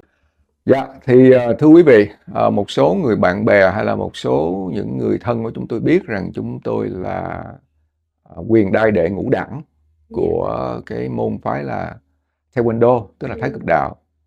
Thì chúng tôi tập luyện cái môn phái này cũng đã hơn 20 năm. Thì khi mà nếu mà trong làng võ thuật mà nếu mà Phi mà đạt được lên tới cái quyền đai đệ ngũ đẳng, tức là đệ đen 5 đẳng chúng ta nói đẳng gì là đệ đen 5 đẳng năm đẳng thì được lên cái chức vị là võ sư. Từ 5 đẳng đó trở về sau thì được xem như là một cái cấp bậc là võ sư, tức là được quyền đó là mở võ đường. Tức là mình gọi theo cái tiếng Hán Việt là quyền đai đệ ngũ đẳng nhưng mà nói theo cái kiểu mà nó đơn giản là tức là đệ đen 5 đẳng thì là được lên cái đẳng cấp là võ sư. Thì chúng tôi là phải nói hồi bé thì tập nhiều cái môn võ, tập như cái môn võ judo thì mình cũng lên được đệ nâu, rồi tập những cái môn võ khác như là karate rồi thiếu lâm, một số những môn võ khác chúng tôi học hết nhưng mà cái cuối cùng có thể mình có duyên với cái môn Thái Cực Đạo, tức là cái môn Taekwondo. Thì nói về những cái cơ duyên, hay nói về cái duyên lành gặp Đức Đạt Lai Lạt Ma thì chúng tôi gặp ngài tất cả là 3 cho tới 4 lần, mà gặp coi như là one on one đó nha, tức là gặp riêng ngài hình như 4 lần. Phải nói rằng ở tại chùa Điều Ngự thì có cái vinh dự, có cái cơ hội được tiếp xúc với Đức Đạt Lai Lạt Ma tại chùa Điều Ngự vào năm 2016, 2 lần, 2 bữa cơm được ngồi ăn cơm với lại ngài, tức là ngồi kế bên ngài, ngồi ăn cơm để mà được thưa chuyện với ngài cũng là được 2 lần. Rồi một lần đầu tiên ở tại thành phố Garden Grove cũng được tiếp xúc với ngài, và cái lần cuối thì đã được gặp Ngài ở tại bệnh viện, ở một cái bệnh viện khá nổi tiếng, chỉ dành cho những bậc đế vương thôi, là cái chỗ mà Mayo Clinic á, là cái chỗ bệnh viện này là nó dành cho những người như là tổng thống, đại sứ hay những quan chức cấp cao á. Dạ. Thì cái năm đó thì Ngài ở trong bệnh viện này, thì cái năm đó hình như là năm 15 hay 16 vậy đó. Thì lúc đó thì cái người phụ tá của Ngài là một vị Đạt Ma có gọi với chúng tôi, nói rằng Ngài muốn gặp chúng tôi và một thị trưởng Anaheim, tức là Ngài gặp 2 thị trưởng thôi, để mà qua thăm Ngài. Tại vì Ngài lo lắng là có thể lúc đó là Ngài bị một cái bệnh cũng là thử thách đó. Thì lúc đó chúng tôi biết thì cái người phụ tá của Ngài cho biết rằng Ngài muốn gặp chúng tôi và cái vị thị trưởng của thành phố Anaheim, lúc đó chúng tôi thị trưởng Westminster. Thì cái ngày gặp đó là 2-3 ngày sau đó thì chúng tôi mua vé tức tốc, chúng tôi bay và chúng tôi thăm Ngài. Xin lỗi, là vị ở Anaheim là cũng người gốc Việt hay là Không, người Mỹ. Đó là thị trưởng Tom Tate. Cái thời đó là ông thị trưởng Tom Tate ở thành phố Anaheim. Chúng tôi là thị trưởng Westminster. Thì có 2 thị trưởng qua thăm Ngài cái thời điểm đó. Thì chúng tôi bay qua liền thăm Ngài. Thì khi mà qua thăm Ngài thì Ngài cho biết rằng cái kết quả thử máu lại thì rất là tốt đẹp. Ngài không có bị cái gì cả. Thì phải nói chúng tôi rất là mừng. Phải nói là đây là phải nói là một cái phước duyên. Phước duyên mà có nghĩa là cái vinh dự trong đời của mình vậy. Có thể bật mí một tí xíu về nội dung trong những lần gặp đó được không? Những cái lần mà gặp Ngài á, thì đa số thì chúng tôi hỏi về những cái chia sẻ của Ngài. Chúng tôi muốn lắng nghe từ Ngài. Thì khi mà phải nói là mỗi lần gặp Ngài đó thì mình thấy được ở trong Ngài Đức Đạt Ma toát ra một cái nguồn năng lượng nó rất là thanh thản nha. Nó rất là thanh thản mà mình cảm thấy như là cái tâm mình lắng động xuống. Cái đó là sự thật. Cái đó chỉ cảm nhận của chúng tôi thôi nha. Chúng tôi biết rất là nhiều người đã từng gặp Đức Đạt Ma rồi, rất nhiều quý vị đã có cơ hội tiếp xúc rồi. Nhưng mà cái cơ duyên của chúng tôi được, cái may mắn, cái phước duyên là chúng tôi được không chỉ chụp hình thôi mà ngồi nói chuyện với Ngài. Cũng phải mỗi lần như vậy ngồi nói chuyện với Ngài cũng cả tiếng đồng hồ. Cái đó là tại vì Phi biết là cái thời gian của Ngài rất là bận. Mà cái thời gian của Ngài mà Ngài có thể Ngài dành cho mình mỗi một lần như vậy cả tiếng là rất là quý nha, quý lắm á. Thì mình thấy được là cái đạo hạnh của Ngài. Và mỗi lần mà ngồi kế bên Ngài chúng tôi thấy cái tâm mình nó rất là nhẹ nhàng.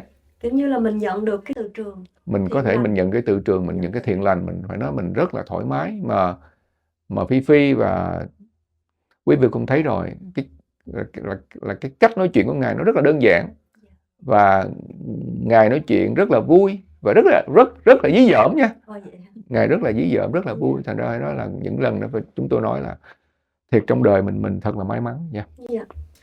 Nãy giờ thì Phi nghe có vẻ như là dòng biểu trí tuệ của chúng ta có nhân duyên nhiều đến các vị Phật giáo.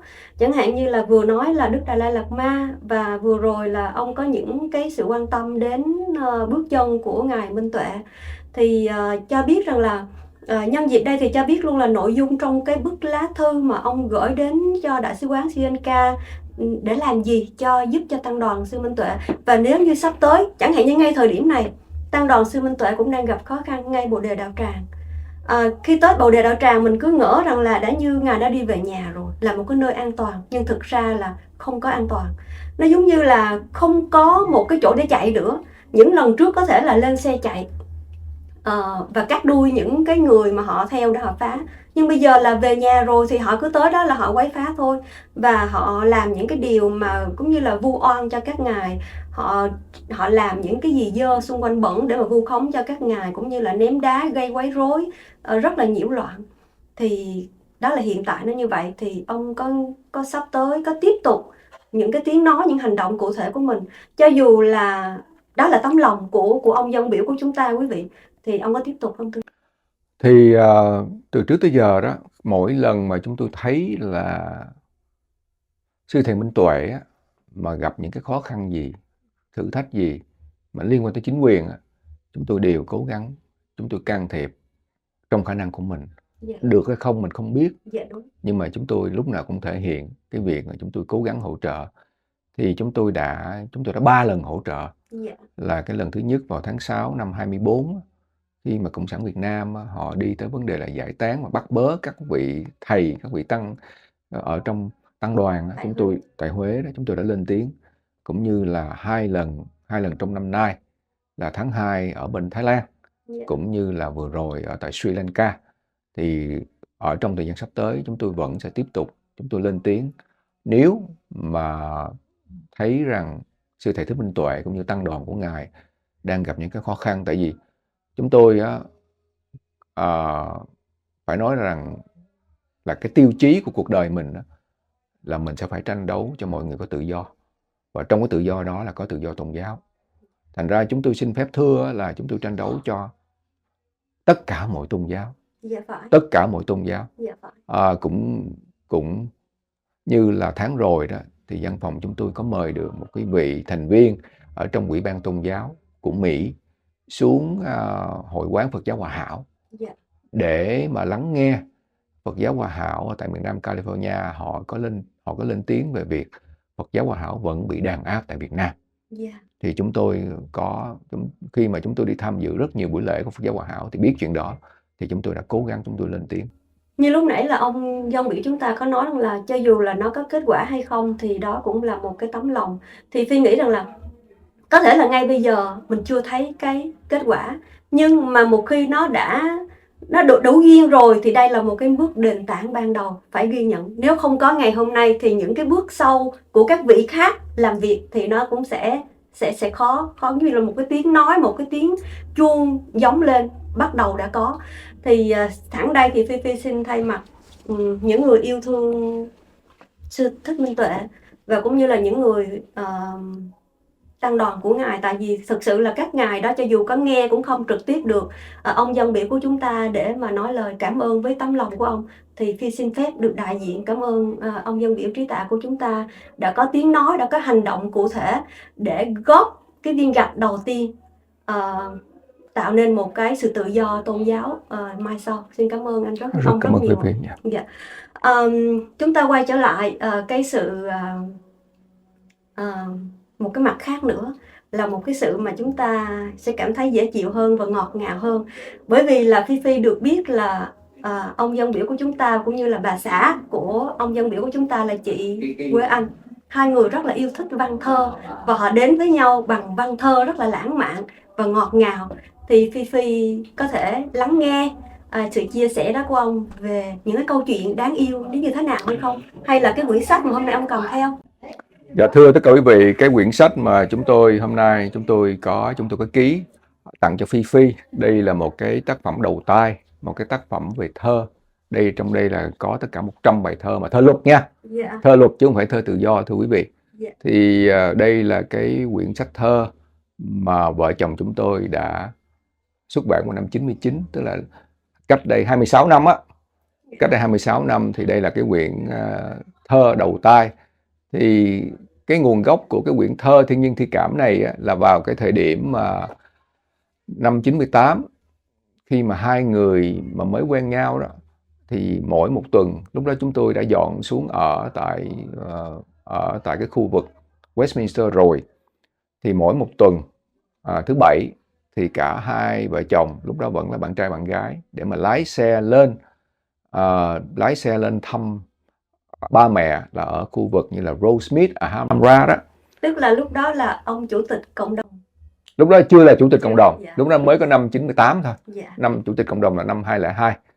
Thì cái năm đó, thì trong cái thời gian đó là phải mỗi tuần lái xe lên thăm ba mẹ.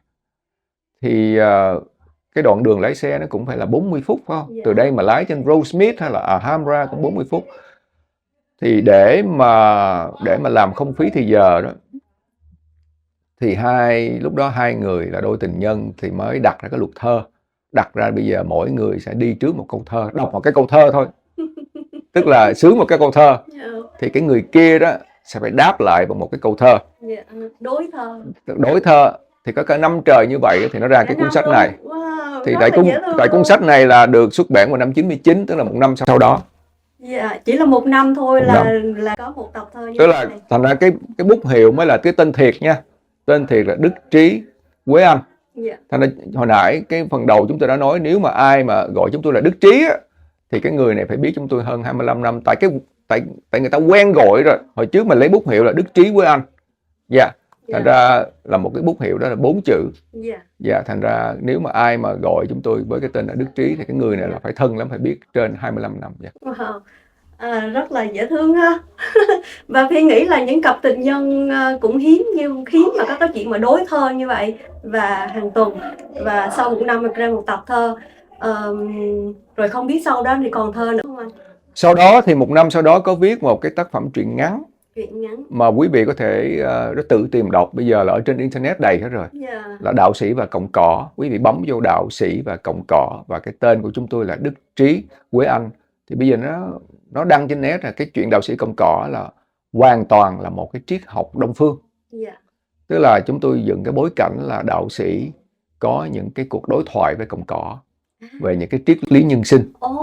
Hay quá. Dạ. Thì nếu mà Phi hay là quý vị có rảnh thì cứ lên internet là cứ bấm vô Đạo Sĩ và Cọng Cỏ bởi Đức Trí Quế Anh thì nó sẽ ra. Tức là quý vị thích là quý vị tự đọc. Đây là một cái tác phẩm truyện ngắn, nó gồm 18 cái cuộc đối thoại mà về triết lý nhân sinh, về rất là đậm nét, chúng tôi phải dùng chữ đậm nét về triết học Đông phương. Yeah. Thưa quý vị, có thể nói là Dân Biểu Trí Tạ của chúng ta là một người rất đặc biệt. Nãy giờ chúng ta nói chuyện thì chúng ta hiểu được rằng là ông giỏi văn nè, ông giỏi võ nè, ông có tâm nè, và ông có trí nữa. Thì 4 cái điều này có thể nói rằng là tứ trí từ ông. Tại vì tên trí mà, cho nên mình mượn luôn cái chữ trí, đó là tứ trí, nghĩa là văn, võ và tâm và trí. Như vậy rằng là ông luôn trau dồi những cái gì đó về bên trong của mình, để mà mình giống như là nãy mình nói rằng là cái tu luyện, rồi làm những cái điều nó tốt đẹp, từ ảnh hưởng từ mẹ, hay là thân cận bên mình là một người vợ cũng rất là khiêm tốn và luôn nhắc nhở cho mình. Đó là những đức tính rất là tốt đẹp mà nó hội đủ cho đến một người hoạt động chính trị như ông. Tại vì thường là người ta chỉ có một khía cạnh thôi, nhưng mà ông tự trau dồi cho ông rất là nhiều cái khía cạnh, nhiều cái diện để cho mình hoàn thiện chính bản thân của mình. Và bên cạnh đó không chỉ có văn võ tâm trí không đâu, mà quý vị nhìn kỹ xem, Dân Biểu Trí Tạ của chúng ta cũng rất đẹp trai, đúng không? Dạ không dám. Câu hỏi cuối cùng là Phi thấy là có nhiều vị ở đây đã hướng con của họ đi vào con đường chính trị. Thì không biết là Dân Biểu Trí Tạ của chúng ta có hướng con của mình đến chính trị như đã từng các vị khác không? Chúng tôi có 2 cô con gái. Thì cô con gái lớn thì năm nay cũng là 23 tuổi. Wow, lớn rồi. Cô con gái thứ nhì cũng 17 tuổi. Còn khoảng tháng sau là cháu sẽ tốt nghiệp trung học, cháu sẽ đi vào đại học. Tức là cô con gái thứ hai á. 2 cô con gái này thì đặc biệt không thích về chính trị. Có thể là từ lúc mà mới sinh ra cho tới lúc mà trưởng thành đó, cả hai cháu bé này thấy là cái người ba có thể quá bận rộn với cộng đồng đi, thành ra phải nói rằng chúng tôi, hai vợ chồng chúng tôi thì phải nói là rất là thoải mái tự nhiên để cho 2 người con gái người ta lớn, để cho các cháu lớn lên tiếp xúc với tất cả mọi cái môn học để mà tự quyết định. Dù sao mình cũng ở bên Mỹ rồi, mình để cho các cháu phải tự quyết định tương lai. Đó, mình chỉ hướng dẫn thôi, còn các cháu sẽ phải quyết định. Thì cả 2 cháu này đều không có ai có ý muốn để mà trở thành sinh hoạt chính trị. Nhưng mà đối với riêng cộng đồng Việt Nam á, thì chúng tôi nghĩ là sẽ có rất nhiều những người trẻ hơn, những người giỏi hơn chúng tôi sẽ tiếp tục là tiếng nói, là đại diện cho cộng đồng. Tại dù muốn dù không á, chúng ta phải có tiếng nói ở trong các cấp chính quyền để mà chúng ta, dù gì đi nữa, chúng ta muốn kham nhận, chúng ta muốn hướng cái thầy minh tuệ, nhưng chúng ta đang sống trong một xã hội pháp trị. Một xã hội pháp trị chúng ta không có né được 2 chữ chính trị. Trước sau gì chúng ta cũng thấy được những luật lệ của các chính khách đưa ra, các chính quyền đưa ra, thì chúng ta phải có tiếng nói để chúng ta tranh đấu cho quyền lợi của cộng đồng, cũng như là những cái biểu tượng, những cái khát vọng tự do của cộng đồng chúng ta. Dạ. Thế thì hai cháu có năng khiếu về văn chương như là anh chị hay không? Phải nói cháu lớn á, chúng tôi phải nói là cái tinh thần, phải nói mình là tại vì có thể là cái dân tộc tính Việt Nam mình nó cũng tương đối mạnh, thành ra hai cháu là tên Việt Nam Dạ. nhưng mà có thể dùng tên Mỹ được. Cháu đầu tiên á là chúng tôi đặt là Trí Anh, tức là cái tên của chúng tôi là Trí, tên bà xã là Quế Anh, thành ra cái cháu gái đầu tiên là có cái tên là Trí Anh, tức là cái chữ ghép. Thì tiếng Anh thì họ gọi, bạn của cháu gọi cháu là Trian, tức là hai chữ ghép lại, chứ không có kiểu Việt Nam là tách ra mà hai chữ dính nhau. Nhưng mà cái tiếng Việt là Trí Anh, nhưng mà viết dính nhau thì tiếng Anh họ sẽ đọc là Trian. Còn thì lúc mà đặt cháu thứ hai á thì mình cũng lấy cái tên của mình nhưng mà mình đọc là Đức Quế hay Quế Đức thì nó kỳ quá. Cái chữ thứ hai. Thì lúc đó mình phải nghĩ là mình đặt cháu thứ hai là Trí Mỹ. Trí Mỹ. Thì tiếng Anh nó gọi cháu là Trimi, tức là cũng dính nhau. Thì cuối cùng nhiều khi là mỗi lần mà lên thăm bà nội thì bà nội nói hai vợ chồng này nó khôn quá, nó đặt một đứa là Anh, một đứa là Mỹ. Nhưng mà thì cháu thứ hai cũng là cô bé thứ hai thì chúng tôi đặt là Trí Mỹ, cháu thứ nhất là Trí Anh. Thì mà mình đặt là cái kiểu dân tộc tính Việt Nam của mình, nhưng mà cũng là tiếng Anh gọi cũng dễ dàng, tức là Trian hay là Trimi. Yes. Nhưng mà hai cháu có năng khiếu văn chương như là ba mẹ không? Cháu lớn á, thì vẽ rất là đẹp mà không học vẽ. Từ trước giờ cháu không học vẽ, nhưng mà lúc mà cháu học trung học á, thì những cái bức vẽ của cháu được giải thưởng rất là nhiều. Có giải thưởng luôn. Giải thưởng rất nhiều. Còn cháu thứ hai á, thì cháu rất giỏi về science. Cháu đi thi những cái cuộc thi về khoa học á, thì cũng được một số giải thưởng. Cháu thứ hai thì cháu thứ hai gì đó là thích về những cái gì mà về khoa học á, về máy móc, là cháu gái thứ hai. Còn cháu đầu thì vẽ rất là đẹp. Phải nói vẽ mà hai vợ chồng tôi cũng ngạc nhiên. Có thể nói là người Việt có mặt ở hải ngoại có thể nói là khoảng 50 năm. Thì năm nay là cũng tròn trềm 50 năm rồi. Thì ông dân biểu tiểu bang trí tại của chúng ta, ông có lời chúc gì đến với cộng đồng người Việt khắp nơi trên thế giới này hay không? Thưa ông, xin ông có lời và cũng như là chuẩn bị kết thúc câu chuyện ngày hôm nay. Phải nói rằng cộng đồng Việt của chúng ta đều biết rằng chúng ta đã tiến nhanh và tiến xa hơn các cộng đồng khác. Chúng ta mới có 5 thập niên thôi, mới có 50 năm thôi. Mà nếu chúng ta so sánh với những cộng đồng khác như cộng đồng người Hoa, cộng đồng người Hàn, cộng đồng người Phi Luật Tân, cộng đồng người Ấn Độ, họ ở đây từ 150 năm cho tới một thế kỷ, mà chúng ta mới có 50 năm, 5 thập niên thôi mà chúng ta đã thành tựu rất là nhiều những lĩnh vực khoa học, lĩnh vực y tế, lĩnh vực không gian. Rồi chúng ta có người đại diện trong các cấp chính quyền, từ quân đội, từ liên bang, tiểu bang hay là địa phương. Thì chúng tôi thấy rằng cộng đồng Việt chúng ta đã đi khá nhanh, bởi vì do cái sự chăm chỉ, do cái sự hy sinh của thế hệ đi trước, và các thế hệ đi sau họ là những thế hệ tiếp nối. Bởi vì do cái sự chăm chỉ, do cái sự hy sinh của thế hệ đi trước, và các thế hệ đi sau họ là những thế hệ tiếp nối. Thành ra đối với cộng đồng Việt Nam thì chúng tôi vững tin lắm, vững tin là cộng đồng chúng ta sẽ càng ngày càng phát triển, mà càng ngày sẽ càng có nhiều người sẽ rất là giỏi, nó sẽ làm cho cộng đồng chúng ta càng hãnh diện và chúng ta vẫn giữ được cái biểu tượng là Việt Nam Cộng Hòa. Từ một đứa trẻ rời quê hương đến đại diện cho hàng vạn tiếng nói tại Hạ viện tiểu bang California, hành trình của dân biểu trí tạ không chỉ là một câu chuyện thành công mà là minh chứng cho sức mạnh của bản sắc, đức tin và sự bền bỉ âm thầm của người Việt nơi đất khách. Chúng ta đã được nghe về nhiều điều ít ai biết từ triết lý tôn giáo của ông áp dụng vào chính trường. Cảm ơn Phi Tạ, cũng như là cảm ơn tất cả quý đồng hương đã lúc nào cũng cho chúng tôi cơ hội để mà chia sẻ những sinh hoạt của chúng tôi cũng như những việc làm của chúng tôi, và chúng tôi sẽ luôn tiếp tục để mà phục vụ cho quý vị trong tinh thần dấn thân và biết ơn. Cái niềm tin của quý vị là cái động lực để cho chúng tôi tiếp tục phục vụ. chân thành cảm ơn tất cả quý vị. Dạ, cảm ơn ông dân biểu Trí Tạ. Và hãy nhớ comment những lời góp ý, những lời chia sẻ đến ông dân biểu Trí Tạ của chúng ta. Xin chào tạm biệt, cảm ơn quý vị một lần nữa rất nhiều. Có rất nhiều chương trình nhưng quý vị lại chọn chương trình của Phoebe để xem. Đó là niềm hạnh phúc và vinh dự lớn đối với ekip của Phoebe, và sẽ hạnh phúc hơn nếu quý vị đăng ký kênh để ủng hộ và chia sẻ những suy nghĩ tốt đẹp, giúp cho ekip có tinh thần làm ra nhiều video có giá trị tích cực hơn nữa.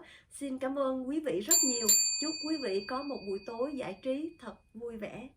Phi giới thiệu đến quý vị một sản phẩm mới. Đây là dòng latex mà Phi mang định hình lại cái vòng eo của mình khi mà Phi thi hoa hậu nha. Bây giờ Phi sẽ hướng dẫn các bạn cách mang latex, bị nắm vào hai cái cạnh dưới của cái latex. Quý vị đưa lên cái vòng eo nhỏ nhất của mình. Quý vị gắn cái móc thứ 3 hoặc thứ 4 trước nha. Rồi gắn xuống, được chưa? Quý vị kéo xuống một tí xíu, rồi tiếp tục móc vô. Rồi nếu nó lên cao rồi quý vị kéo nó xuống. Rồi, quý vị kéo nó xuống. Đây là dòng latex mà Phi rất là yêu thích. Dòng latex này nó có 25 xương, phần bụng dưới á không có xương sườn, cho nên là chúng ta dễ bị sồ ra. Thứ nhất là vì chúng ta sanh nở, cho nên là cái phần da của mình nó nhiều, cho nên nó đổ ra ngoài. 25 xương này thay thế cho những cái xương sườn của chúng ta, ôm gọn hết cái vùng bụng dưới của các bạn luôn. Thiết kế của cái latex này các bạn thấy nó ôm xuống cái này, nó ôm xuống như thế này đó, cho nên là nó gọn, nó ôm trọn cái mông của mình. Hai bên này nó ôm, cho nên là nó cũng giúp cho cái việc nâng đỡ cái vùng bụng dưới của mình nó tốt hơn. Ở cái phần dưới này nè, quý vị thấy là nó cũng ôm nè, nó có cái độ cong này, nó cong và nó ôm vào trong người của mình, cho nên là chính vì cái độ cong này nó mới ôm được, nó nâng được cái vùng bụng dưới của mình, nó xách lên. Các bạn thấy nè, thấy không, nó có hai hàng dây cong này giúp cho nâng cái vùng bụng dưới lên mạnh hơn, hiệu quả nó sẽ cao hơn. Ôm rất là gọn cái vòng lưng của mình. Mỗi buổi sáng thức dậy sau khi đi vệ sinh, bụng của các bạn còn nhỏ thì các bạn nên siết định hình bụng ngay từ lúc đó. Cái bao tử mà nó cũng bị ép lại, mỡ nó cũng ép lại, nên khi mình ăn mình có cảm giác no liền. Đó cũng là một trong những yếu tố mà giúp cho chúng ta giảm cân. Các bạn cứ mang cho đến khi nào các bạn cảm thấy khó chịu thì các bạn tháo ra cho nó thật là thoải mái. Mang được càng nhiều càng tốt, chắc chắn rằng vòng bụng của các bạn sẽ nhỏ lại. Bên cạnh đó các bạn có thể sử dụng thêm thuốc giảm cân của Phi nha. Phi quay một vòng cho các bạn xem lại ha. Đây này nó không cấn vào ngực của mình đâu, ở dưới này nó ôm gọn hết, để nâng siết rất là tốt. Nó không có bị đùng cái mỡ sau lưng mà nó lại hỗ trợ cái xương sống của mình cũng rất là tốt. Gọi điện cho số điện thoại bên dưới cho Phi nha. Chúc quý vị thật mạnh khỏe và xinh đẹp. Xin chào tạm biệt, hẹn gặp lại, bye bye.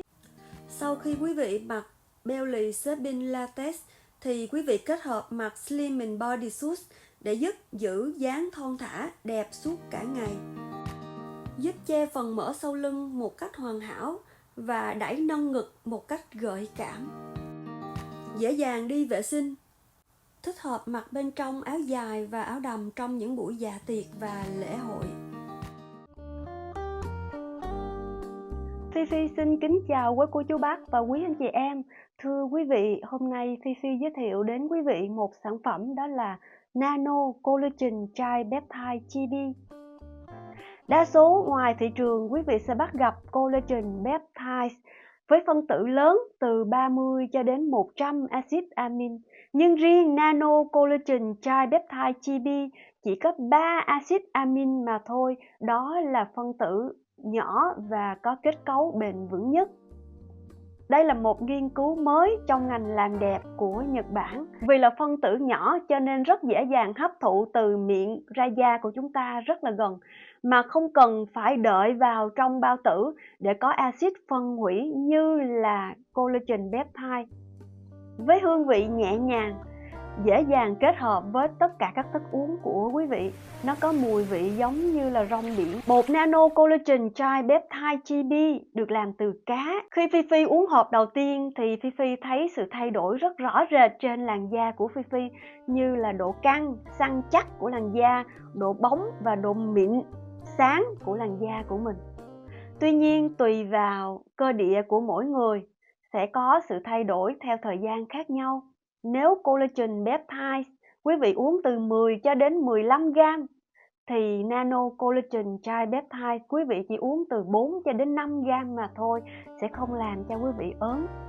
Tại Nhật, Nano Collagen Chai Peptide được yêu cầu chăm sóc các vận động viên bị tổn thương và trong ngành làm đẹp của Nhật Bản. Có rất nhiều giấy tờ nghiên cứu về sản phẩm Nano Collagen Chai Peptide Chibi này. hãy uống Nano Collagen Tripeptide GB để trẻ, khỏe, đẹp mỗi ngày cùng với Phi Phi nhé. Quý vị có thể gọi điện cho Phi Phi 714 426 9088 để được tư vấn. Nếu quý vị mua 5 hộp, quý vị sẽ được tặng 1 hộp như thế này. Thì với 6 hộp quý vị uống được 6 tháng. Chúng ta có thể vào website fifihomeshopping.net để tham khảo thêm nhiều sản phẩm nữa nhé.